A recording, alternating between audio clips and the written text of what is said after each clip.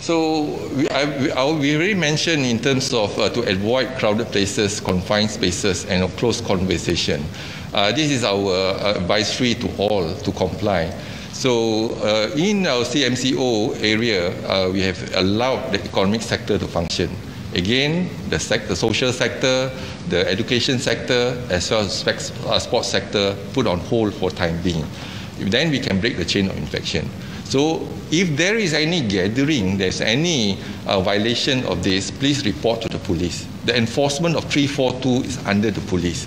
So if you see, for example, a gathering or things like violating the Act 342, then please inform the police. That's our advice. So far, I think if we all come together, this war cannot be won by Ministry of Health.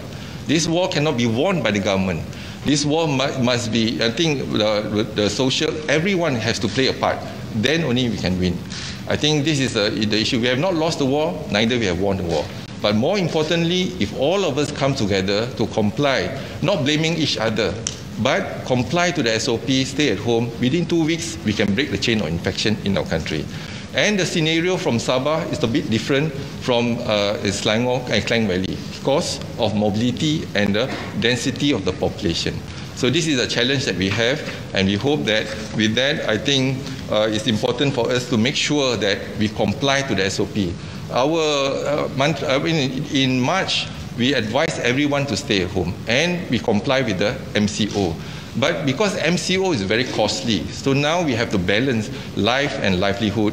We have to balance health and economy. So to do so, we allow the economic sector to function. But please do not take this as an advantage to violate, the whole CMCO, because the principle is that to stay at home and break the chain of infection. Help us to help you to break the chain of the virus infection in our community. The virus is already in the community. If you do not comply, it is just a matter of time you will see exponential spike of cases. So we hope that this is a very important message for everyone. Also, we remind ourselves to comply to the SOP.